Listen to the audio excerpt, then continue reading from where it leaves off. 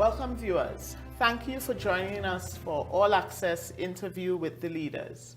Tobago is in the middle of the THA election with three parties vying for control of the assembly. With me this afternoon, or with me now, is political leader of the People's National Movement, one of the parties vying for the assembly, Mr. Ancil Dennis. Welcome, Mr. Dennis, and thank you for joining us. Hi, good evening. It's a pleasure to be here, as always, with Tobago Channel 5.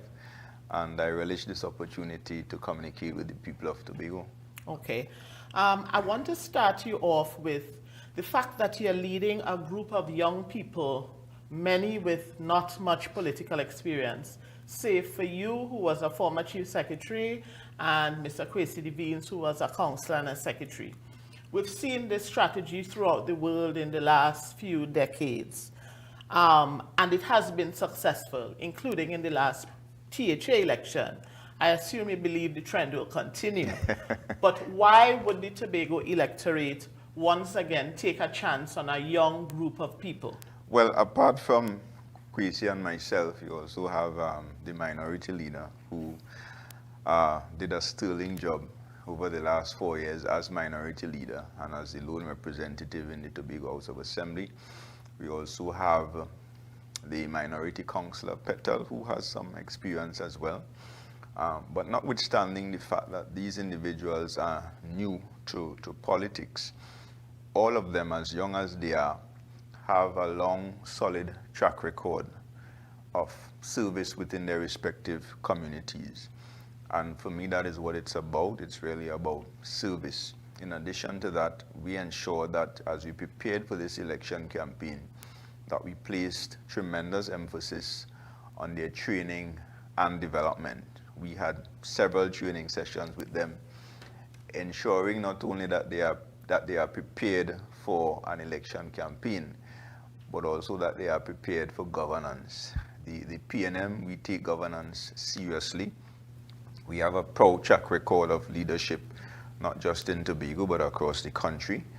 And therefore, we understand it as a political organization. We take it seriously, and therefore we are prepared. And I want to say to the people of Tobago that they can rest assured that this young, vibrant team of youth mixed with some experience is quite prepared and quite capable of taking Tobago forward. Of course, firstly, starting by repairing all the damage that was done over the last 4 years. Okay. I want to bring it to you in particular. And in the media, we hear all sorts of things. And we know at one point in time, there was some dissatisfaction with you leading the PNM into this upcoming election. It looks like it was as a result of Tobago losing the 2 seats in the general election, where you were the head of the PNM Tobago Council. Can you tell the public why you chose to retain your position and take the party into this election? Well, I took responsibility for leading the party through a very difficult period following the 2021 loss, 14-1. And of course, along the way, it has been a challenging process. But I always understood that as leader, it is not possible for me to be supported by 100% of the members of the party and 100% of the people of Tobago by extension. So you always have people as part of the PNM who may choose to support another leader, or they prefer somebody else in the position for several different reasons. And that is par for the course. I was never perturbed or disturbed by that. I did not allow that to derail the path forward, which really was about positioning the party, selecting the best possible candidates, consulting with the people to ensure that we come up with the best possible vision to develop Tobago and Tobagonians going forward. So I never allow that to distract us as a party, because it's par for the course. And of course, when you're in a position, the noise is always louder. When you're in a position, you have a lot more to do to prove yourself. And if you were quite fair and honest, I think if people are judging honestly in terms of leadership qualities, and what leaders have been able to achieve in the Tobago space, I think when you compare me to all the other leaders vying to lead the island at this point in time, I am saying that I'm the best option to lead Tobago, and you can judge that based on my track record as a politician for what, 9 years, 2013 to, well, it's actually beyond 9 years, but in the Tobago House of Assembly for 9 years, 2013 to 2021, where I had the distinct pleasure of serving as this island's chief secretary for 19 months. And I think if people look at that objectively, they can draw particular conclusions. Okay. You indicated that there is not an expectation that a leader would have full support of the party. Correct. But did this distraction at all left you concerned about the fact that your party base was even more disgruntled than its general numbers? Not at all, Okay. because I am a realist, right? So I like to be very real. And, you know, given the fact that we are in opposition, and of course there are a lot of people who want to see the PNM back into office, that will of course cause people to be more suspicious of leadership and the strategies that are employed by leadership. So I've seen where people, members of the party, have gone from very suspicious and very concerned to now very energized and very supportive of the leadership, because sometimes it's difficult to trust leadership in difficult circumstances, especially in situations where along the way there were hiccups. And the general election loss was one such hiccup.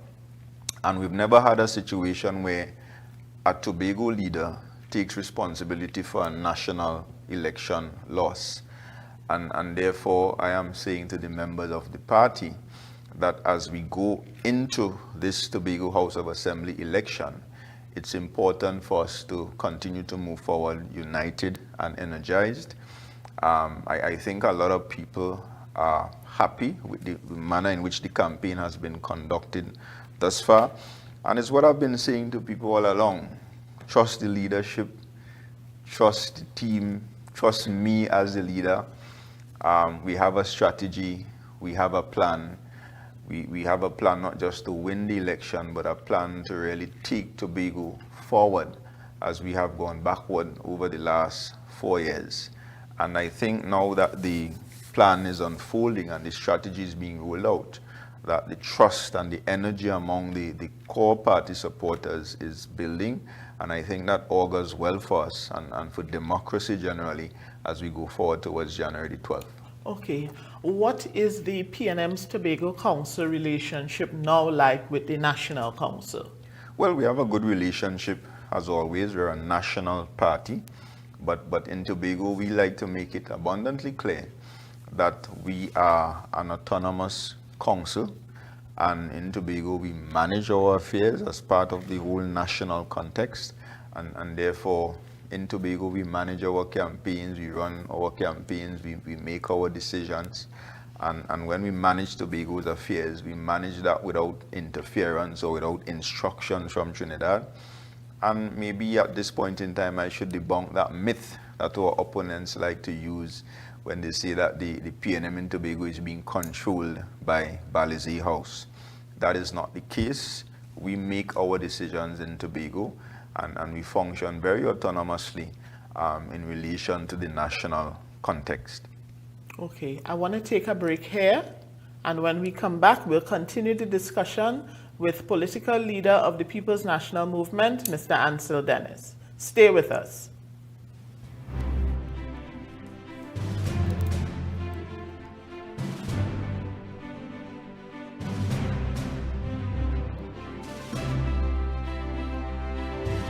You can now get whatever you need whenever you need it anywhere in Tobago with Tobago. Your meals, medication, groceries and shopping all delivered directly to you. No more hassle, no more stress. Get the Tobago app today on Google Play or Apple App Store. That's TAPPOGO and let us deliver to you. Check our website at www.tapogo.app or call the experts at 494-TOGO and 484-4746. Tobago. Relax. We will get it to you. Tobago's at your service. For 10 years, Pulse 89.5 FM has been the beat that moves Tobago. From the latest hits to the voices of the community, we bring the island's rhythm to life every day, every hour. Stay locked to Pulse 89.5 FM, the beat of Tobago. Follow us on Facebook and Instagram and stream us worldwide on the TuneIn app. Escape to elegance at Le Chateau Suites Tobago. Gated privacy, breathtaking villas, unforgettable memories, where Caribbean dreams become reality.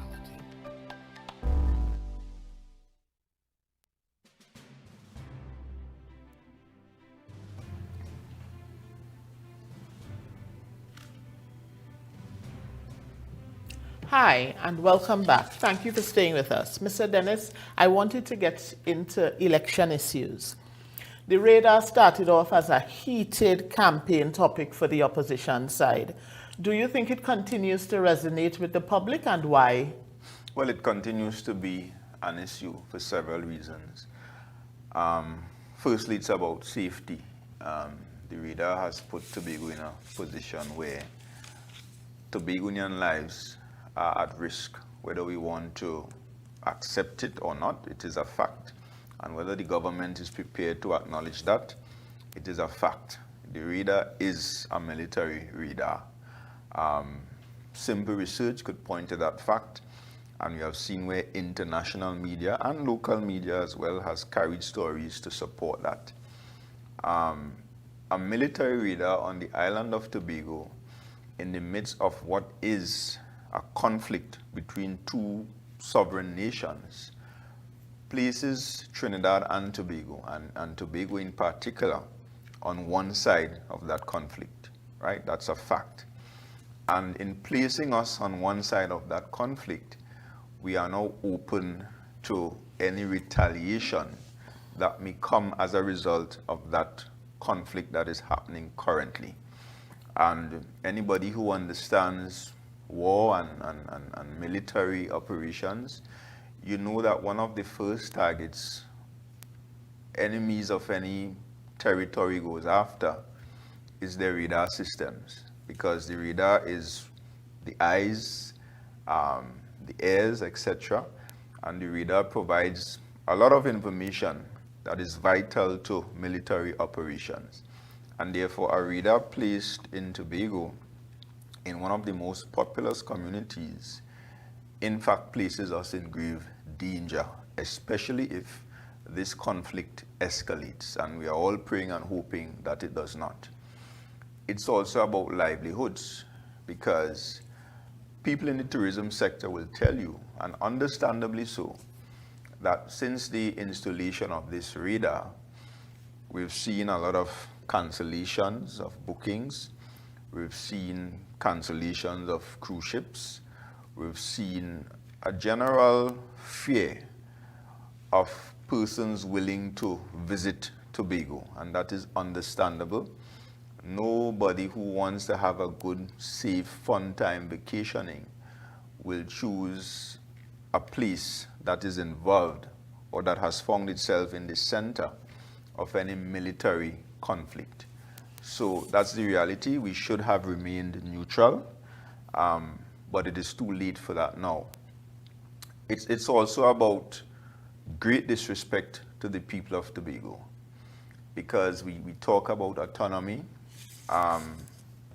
This Chief Secretary has conveniently spoken in the past about respect for the THA and respect for our island and our autonomy and our right to self-determination. Yet in this radar matter, the Chief Secretary, according to him, I think he's lying, but according to him, He was kept in the dark. He was not aware. He has been embarrassed even by the Prime Minister, who suggested that he has no say in the matter. And that is very unfortunate for us to be in this position now, where on a matter that will affect every single Tobagonian, our lives, our livelihoods, our future, etc., that we do not have a say. Well, let me But ask more you a insulting. question. One, before you continue, I wanted to ask the question. Why is it a THA election topic when in reality our law is set up in such a way where we as Tobagonians, from the Chief Secretary go right down, does not have a say in an issue such as this? Well, it's not that we don't have a say. Of course, according to the Constitution, there is a government of Trinidad and Tobago, but there is also a Tobago House of Assembly. And notwithstanding the fact that maybe it's the right of the government to make those decisions, when it comes to democracy, when it comes to transparency, when it comes to good governance, and when it comes for respect of the people, then there must be some level of consultations or discussion where that is concerned. So the law doesn't provide for Mrs. Kamla Prasad-Bissessar, along with her cabinet, to sit in a room by themselves and examine Trinidad and Tobago as a country and make a decision to plant that radar right in Tobago without even a discussion with the people of Tobago. And on top of that, okay, we came, we found out, planes started flying in, persons being awakened from their bed to loud roars never heard before, and therefore we knew it wasn't an ordinary plane. Questions are being asked now. What is happening in Tobago? The first opportunity the Prime Minister had to clarify this matter and to explain to Tobagonians what was happening, she chose to lie to us, to say, one, that a road was being built, and two, that she was not sure if there was any military personnel on the island, when every Tobagonian knew by then that in hotels here in Tobago, you have over 200 or so military personnel right here on this island. And therefore the lies continued. We were told that the radar was about intercepting narco traffickers, but then the media and experts revealed to us that the radar doesn't even have that capability. So it's just constant lies, constant disrespect. And we're saying that yes, while the government has the authority to represent Trinidad and Tobago on issues such as this, then it must be done respectfully for the people of Tobago. And what is amazing to me is the posture of this Chief Secretary, because we must recall that the Tobago boy, the Tobago-born former Prime Minister, at one point in time simply wanted to visit the quarry to see what was happening there as Prime Minister. And you know, he has some expertise in that field, dealing with rocks and so on, along with the Minister of Works. And they were blocked. They were prevented from visiting the quarry, right? Then there were other cases where he made certain comments, and he was told in no uncertain terms by this Chief Secretary in the most disrespectful ways to mind his business, right? So how is it that the posture was this back then, where you had all the mouth, you had all the disrespect to give to your own Tobagonian, your fellow Tobagonian. But when it comes to this Prime Minister, Mrs. Kamla Prasad-Bissessar, doing things that are inimical to Tobago's development, to our safety and to our future, and his position is absolute silence. Okay, so are you saying that how it ties to the THA election is that the present Chief Secretary did not stand up sufficiently enough for Tobago? I wouldn't even use the word sufficiently. He didn't stand up at all, right? He has proven Watson Duke to be correct in the past when he called him jellyfish, he and his team. And that's the kind of behavior we are seeing. He did not stand up at all for the people of Tobago. He's operating as a puppet of this UNC government. He's operating as a subject of Mrs. Kamla Prasad-Bissessar. And we in Tobago at this point in time, because we don't know the deals that have been made, And I don't trust the government on this issue, and I do not trust the partners of this government either, because we have seen a particular history.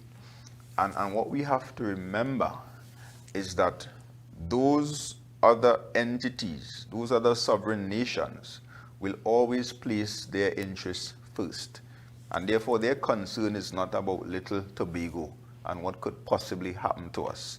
We have seen how they have treated so-called allies bigger than us, with more resources than us, more important than us to them in the past.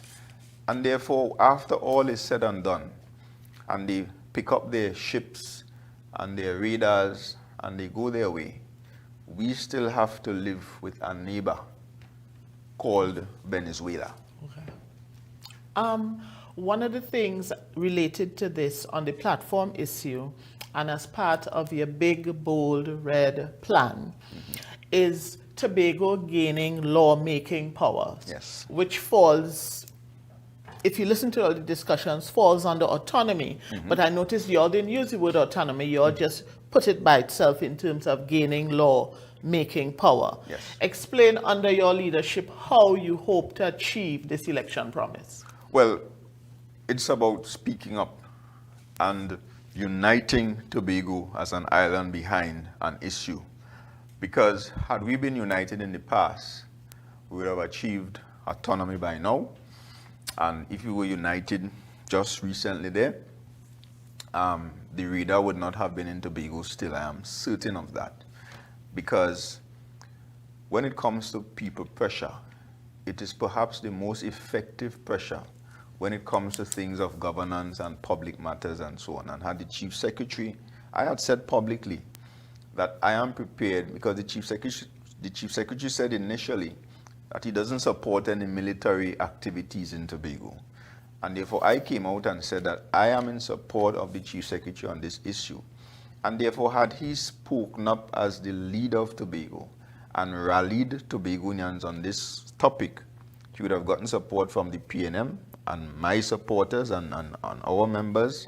He would have gotten support from, I'm sure, the IDA and all the political parties on the island. Yes, he would have gotten support from the Chamber of Commerce. He would have gotten support from the tourism sector. He would have gotten support from all 60,000 Tobagonians on this issue. And I'm certain that when the government see a united Tobago saying collectively and loudly that we are not accepting that here, I am sure there would have been a change in their position. Autonomy is the same, because I'm saying that once Tobagonians elect the PNM and I become the Chief Secretary, then one of the first things I will do is to immediately begin discussions with the government regarding Tobago's autonomy. And I am not asking for anything that is impossible or difficult. For me, it is not rocket science. My simple request, and I will be seeking the support of Tobagonians to take that request not just to Mrs. Kamla Persad-Bissessar, but to the Parliament of the Republic of Trinidad and Tobago, which includes the PNM in the opposition and the independent people in the Senate as well, right? And our request is simple. One, we will participate in no further consultations on this matter, because we have consulted long and hard on this issue. We have gotten to the point where there are two bills, well, they're out of the Parliament now, but there were two bills in the Parliament that would have given Tobago a significant boost in autonomy, not just in terms of funding, and we know that money is important. Money is what is needed to develop our island in the way in which we want to do it. And in that bill, we could get an additional $1.5 billion per year. What can $1.5 billion do for Tobago every year? A lot. With $1.5 billion in additional funding every year, if managed properly, Tobago may not have any potholes at all in the road. If managed properly, our students who are in university, sometimes suffering for funds at the level of the Tobago House of Assembly, they could be better funded. right? Our facilities could be better managed. Our tourism sector, sites, attractions, and so on could be better developed. So that's $1.5 billion per year. But for me, it's not just about the money. It's about the power to do things for your people. We currently elect 15 assemblymen, and we're going to do it again on January the 12th. The reality is, you elect those 15 assemblymen, some will become secretaries and assistant secretaries. One will become the chief secretary. One will become the deputy chief secretary. Well paid. Chief secretary is paid as much as a minister and cannot make one law for you, the people of Tobago. Right? Dress up nice, go into the legislature, which we like to call the Tobago Parliament, and we go there and all we do is talk and debate motions, useless motions at that have not changed the lives of the people of Tobago in any meaningful way.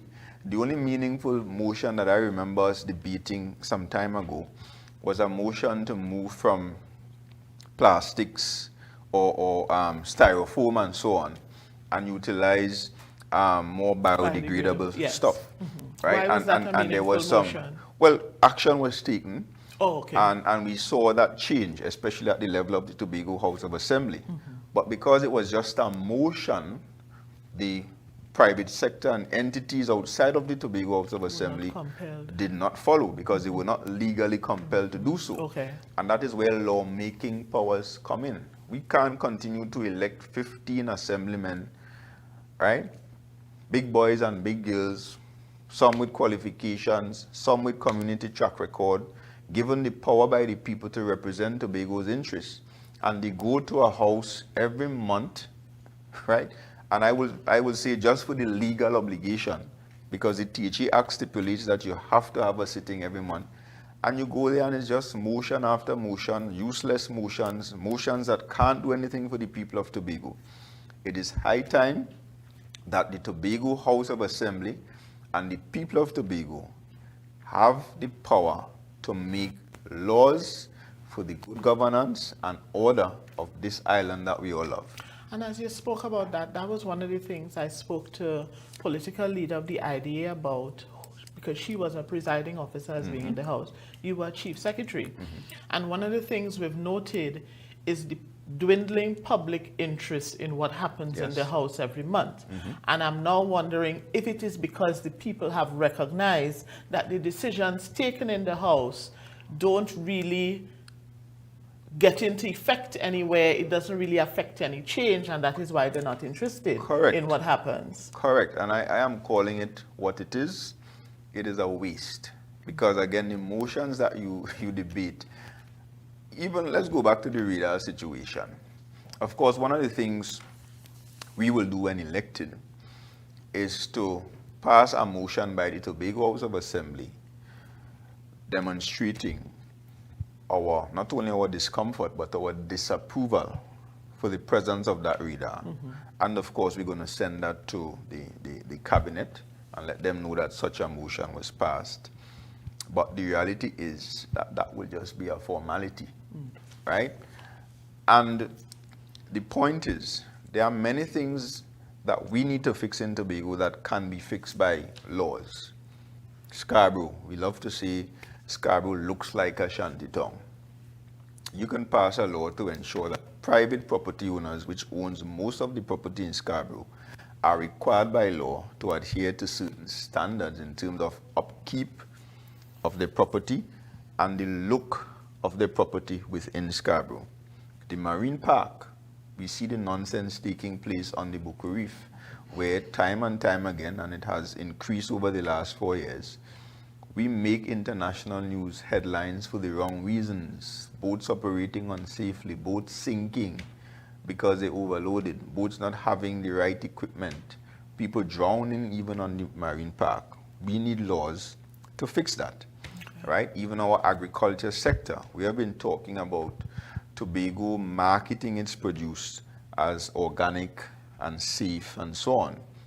Laws are required to ensure that farmers adhere to certain standards in terms of the use of fertilizers and other chemicals and so on for us to achieve that, right? So there are several areas of improving Tobago and fixing Tobago's issues that requires lawmaking intervention that those two autonomy bills would have given to the people of Tobago.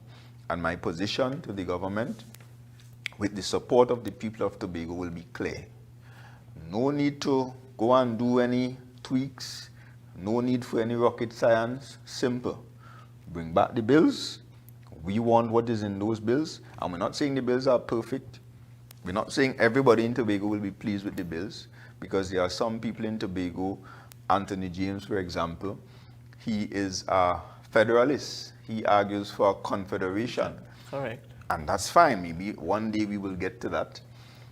But he was also mature enough to say that, yes, while I want confederation, and while there are other Tobagonians who may even want secession, those bills would have placed us in a far better position than we are now. And therefore, when you get to that, nothing is preventing Anthony James from continuing to prosecute his case for confederation. Nothing is preventing even us in the PNM from continuing to prosecute a case for more improvement. Nothing is wrong with other Tobagonians who feel the need for independence or secession to continue to prosecute that. Who knows, 50 years down the road we may get to that place. But for now, we believe it's about making incremental steps towards our ultimate goal. And there might be no ultimate goal, because in the UK, for example, back in times, Scotland had a similar journey of seeking more autonomy and more powers and so on. And they have significant powers and significant autonomy. I think Scotland at this point in time is able to set some of their own taxes, right? But guess what? At this point in their history, they are arguing for further powers, yes. Right? And that is how development works. Okay, we'll take a break on that point and return more from the campaign trail. Stay with us.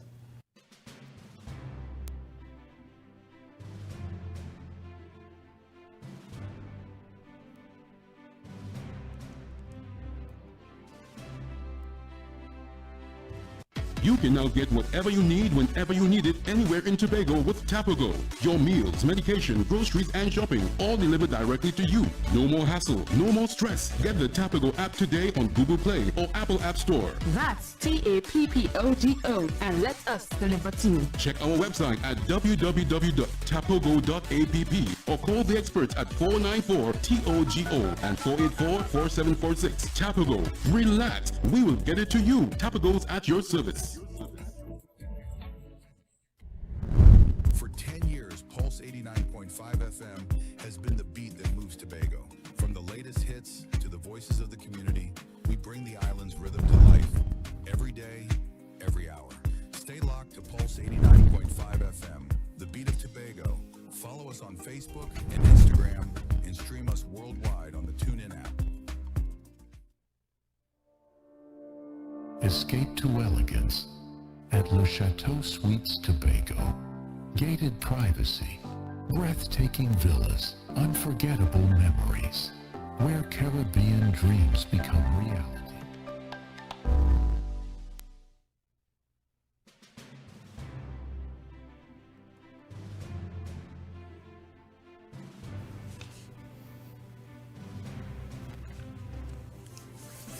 Welcome back, and thank you once again for staying with us. Again, with me is political leader of the People's National Movement Tobago Council, Mr. Ancil Dennis, and we're holding a discussion with the leaders ahead of the Tobago House of Assembly election 2026.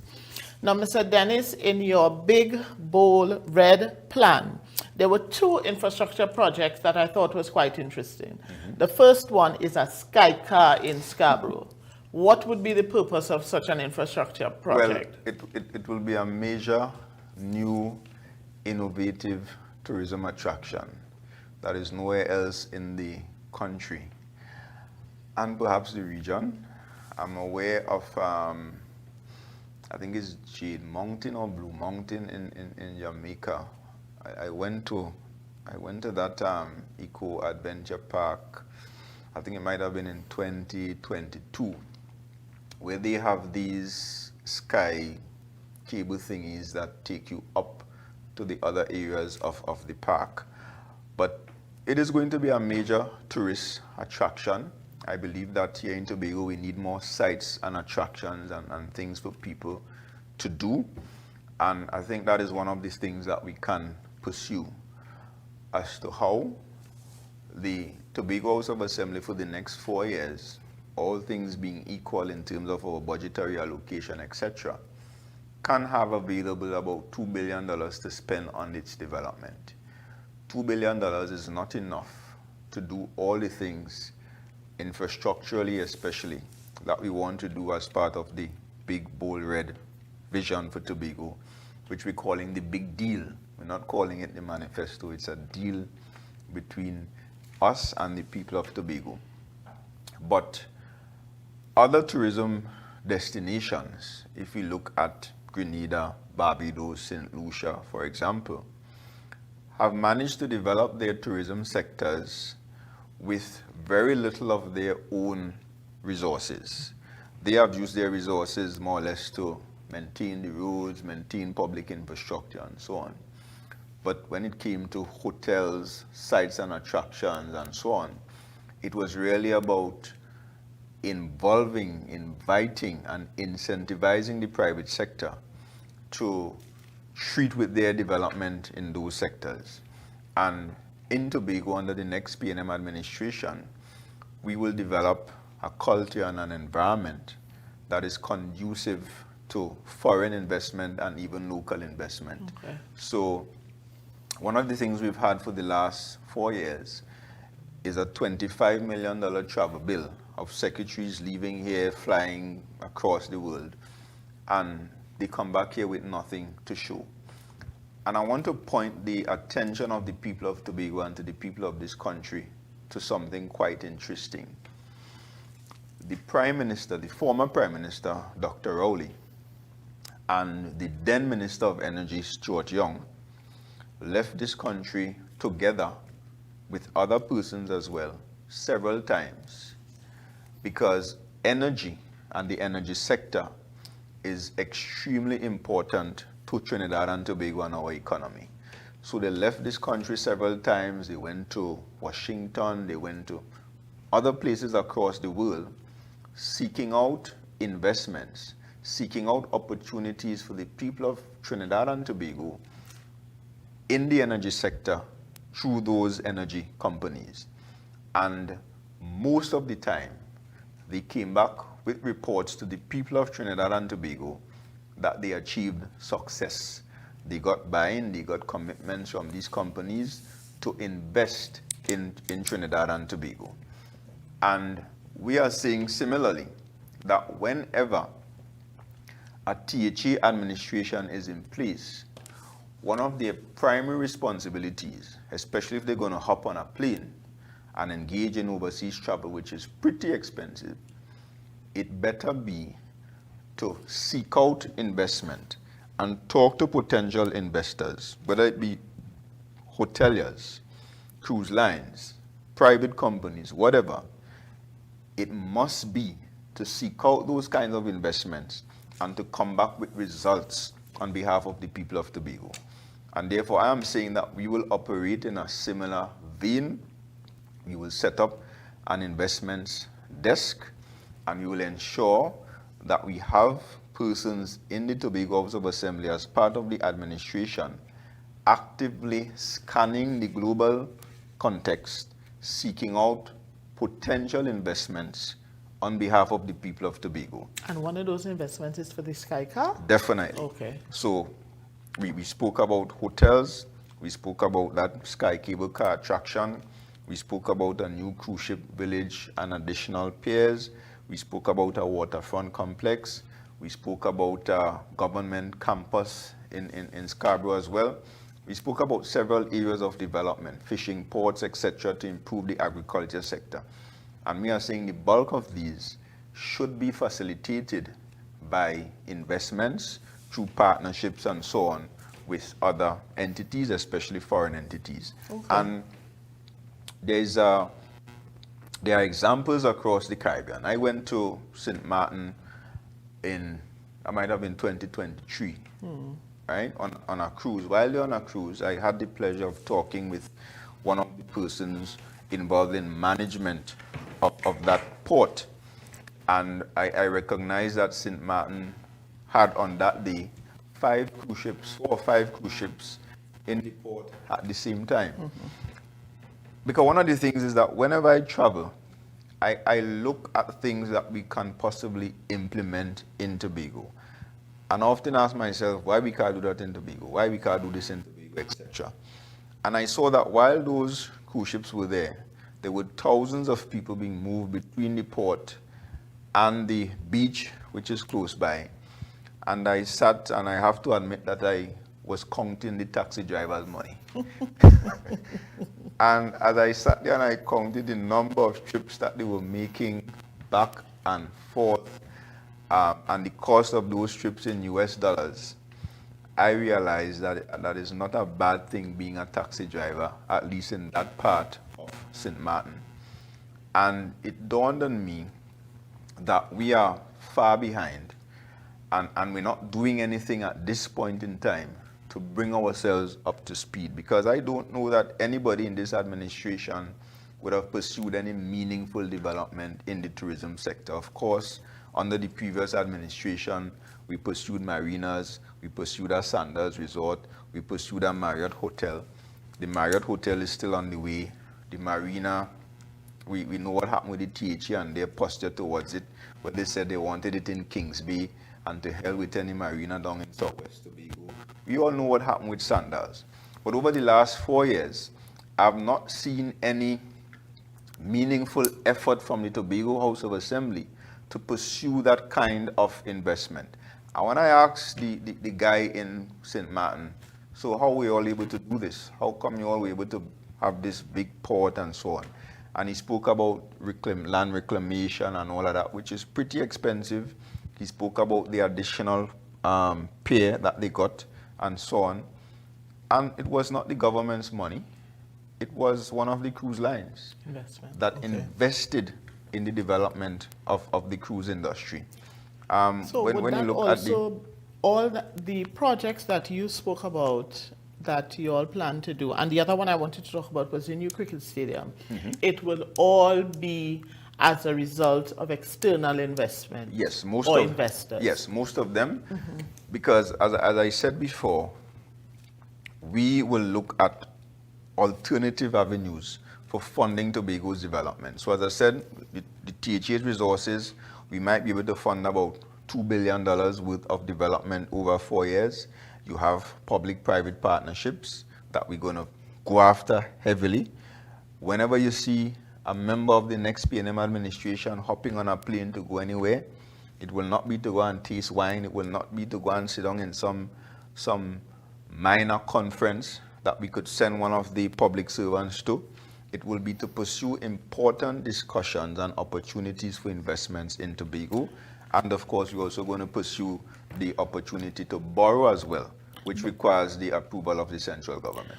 But all these things aren't new, and the obvious question would be, why hasn't all of this been pursued before? Well, to a huge extent. Yeah. I mean, public-private partnerships in Tobago sort of just started coming on board slowly as we find our way around it. But all these things aren't new. Why aren't we, as an island, pushing forward with these opportunities that are available to us? Well, a lot of the things we are proposing are in fact new. Of course, some of it isn't new. But it was the PNM who first introduced public-private partnership in Tobago when we did that Milchurve complex. And of course, because it was new, our opponents attempted to label it as corrupt and so on. And I remember the Attorney General under the People's Partnership, Anand Ramlogan, threatening to stop the projects and so on and so on. And threatening who's going to get locked up and so on. And of course, from 2013 to now, more than 10 years later, no PNM politician has faced any police investigation or any criminal action or anything. As a matter of fact, all of them are retired comfortably, living in Tobago peacefully and aging with grace, right? So we pursued that because we realized that we could not fund Tobago's development on Tobago's allocation alone. And we did some magic, I must admit. For example, the cultural complex, massive project, the library, another massive project, the Victor E. Bruce Financial Complex. And we had less money back then than we have now. But we were able to do those projects. And yes, they took a long time. And the reason they took a long time is because you wasn't getting the kind of funding to finance all those projects in one fiscal year, 2 fiscal years, or even an entire term. And therefore, you had to stretch out the lifespan of those projects over a period of time. So if you, just to break it down with the numbers, if you have a project that costs $10 million, you have several options. One, you could go and try to borrow the whole $10 million and do the project in a year or 2. That was not afforded to them back then. The other option is that you could go and get somebody to do the project for you who has the money, and then you pay them back over a period of time, which is what we did with the building in Chauvin that houses the Division of Agriculture. Or, of course, you have the option of, if you're getting $1 million a year, then you know it's going to take you 10 years to do it, which is how some people in Tobago build their homes. They start the thing, they put on a foundation, and they take the time, and as the money come in, they build. I don't think that works for government projects. It doesn't work well. It doesn't work well, right? But at the point in time, it was the only option that we had. So we were able to do the cultural complex. It took us a long time, but we got it done. Victor E. Bruce, Scarborough Library, Milford Road Esplanade, and so on. We are saying that in this day and age, under this next PNM administration, there are far more opportunities for private investment to come in to Tobago. And that is what we are going to pursue. Okay. We'll take the last break and we'll come back and wrap up with political leader of the People's National Movement, Mr. Ancil Dennis. Stay with us.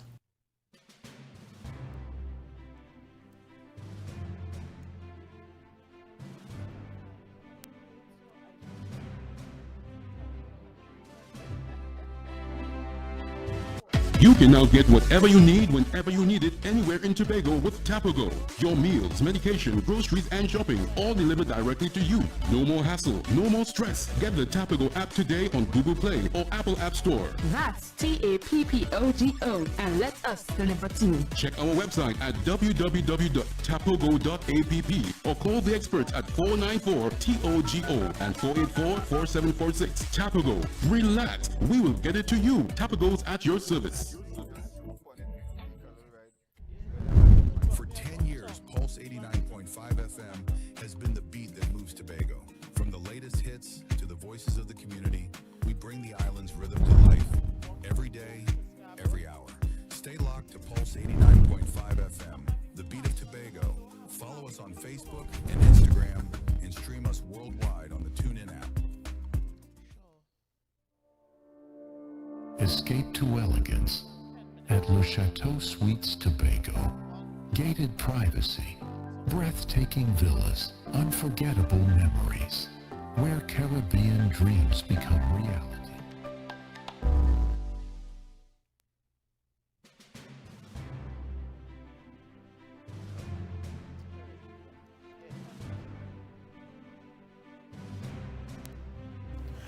And we are back in the final segment with Mr. Ancil Dennis, political leader, vying for the Tobago House of Assembly under the party, the PNM. Mr. Dennis, not even recently, over the Christmas, that's more than recent, the government did some increases in fees in government services, fines being doubled in road traffic laws, a landlord service charge to come on board. How do you see these things affecting Tobagonians, especially when the income levels in Tobago are lower than what is national? Do you think this is something to significantly affect Tobagonians? Definitely, and I am puzzled as to how come the Chief Secretary isn't referring to the government as wicked, which were the terms he used to describe the previous government. Whenever any decision was taken to make any adjustments to any kind of taxes or fees or anything of the sort, Now, the reality is that while we may sit and criticize it, the government was disingenuous, because in opposition, when we had the demerits point system, they labeled that as wicked and exorbitant, and accused the government of wanting to tax, and so on. And yet, Christmas, we got a Christmas gift from the government, and that Christmas gift is that those fees were doubled. And the justification is that she's trying to get people back on track in terms of reduce the amount of law breaking that is happening. Right, and I would say that the demerit points system would have been a lot more effective, because let's use a real example. I am a CPEP worker, right? You're fining me, what, $2,000 for not wearing my seatbelt, right? You should have had on your seatbelt, Should right? have, yeah. Okay, Should but have. okay. All right, $2,000. so you fine me yes. $2,000 for not wearing my seatbelt. No demerit points, only the fine. Let's say you are the daughter of Bill Gates, living in Tobago.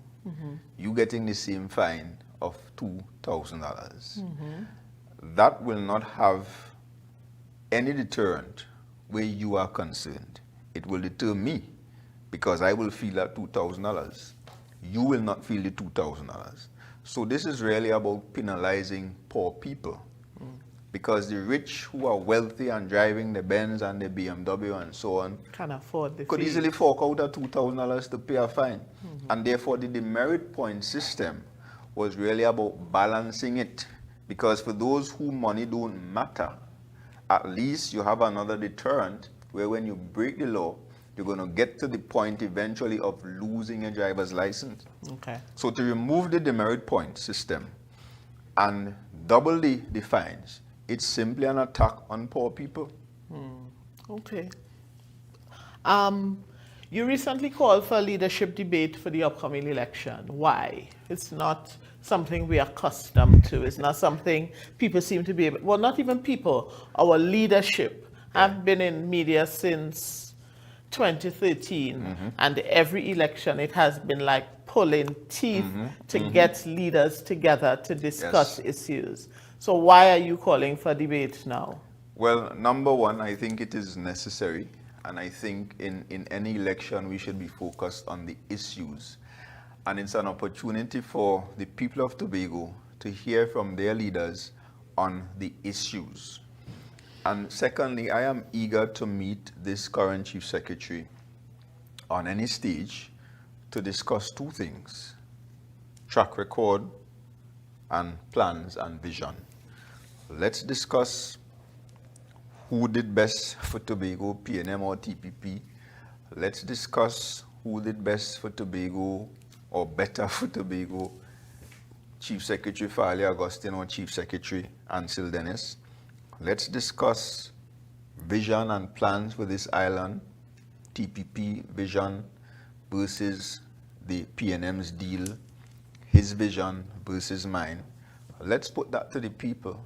And let's talk about it and focus on the issues. I think for too long, we pay attention to a lot of stupid talk and old talk during the campaign about who live where and who driving what and pretty penny and foolishness that has no impact on the lives of Tobagonians. Tobagonians want to know where the next meal coming from. They want to know how they could get a better quality of life. Tanti with her leaking roof, who is unable to fix it, wants to know how the THA can help her with that. The farmers want to know what are the policies in place to improve the agriculture sector. And I want to say to the people of Tobago as well that it will allow you to discern by watching that debate and paying attention to the body language and paying attention to what is said and how it is said. It will allow them to discern who is credible, who is real, who is being truthful, and who is just mamagaing the population like when UNC win everybody wins. Okay.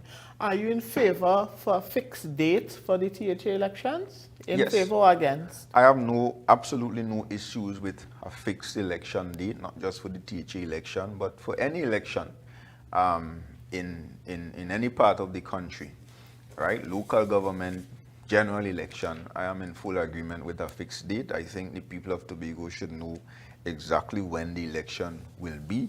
I think as well that administration should not overstay their time in office. If your term is 4 years, then you should not go beyond the 4 years by even a day. Okay. All right. I wanted to circle back to something I should have before, but a prime minister once said in a budget speech, I think it was 30 or so years ago, that for every dollar in the public sector, $2 is lost to either waste or corruption. It's an economic crime, something that I don't think our public recognizes. It's just something that we've learned to accept. Do you believe that that kind of wastage and corruption in the money that Tobago gets every year is part of why we have not been able to recognize our development need? Well, yes and no. But even without the corruption, Tobago does not get enough resources, right? So let's accept that as a fact. The resources that are allocated to the Tobago House of Assembly and to the people of Tobago is woefully insufficient. We need closer to 7-8% of the national budget. 6.8% is a good start, and that is why we're supporting that in the bill. But of course, how you manage the scarce resources also is a very important issue. Let's look at this administration compared to the previous administration. The previous administration in 4 years, our allocation did not pass $9 billion. You could go and check it out, right? And yet still, during that 4 years, we were able to build additional community centers. We were able to build bridges. We were able to ensure that public servants were paid on time. We were able to ensure that jobs were not lost. We were able to ensure that the roads were in a better state. We were able to ensure that during the pandemic, we kept people fed, we kept groceries on people's table. We stimulated the hotel sector. We started major projects, the indoor sporting complex, the farmland development program, the community center in Charlottesville. We were able to achieve a lot with $9 billion. This administration, and apart from the achievement, I just want to mention as well the economic impact of that $9 billion. It was felt. The young men will tell you that they had job opportunities. One young man told me recently that when the PNM was there, he's living in Mount Pleasant. He could have found at least 5 state projects taking place done by Tobago contractors, and there were so many projects and so many jobs available. He could have gone on one project today, make a $500 or $400, stay home the next day if you don't feel to go. And if you go back there and the boss tell him, don't come back because you stay home yesterday, he could afford to go on another one and then another one because there were jobs and opportunities available. Those opportunities have dried up. And it is obvious that in those circumstances, the economy of Tobago will feel it. Economies thrive on money. Money is the oxygen that allows economies to breathe. When people make money, they don't take it and carry it home and stuff it under their mattress. They may put some there, but the majority of it, they spend it. They go in the shops, they buy rum. The boys will even go on the block and buy weed. They will go in the supermarkets.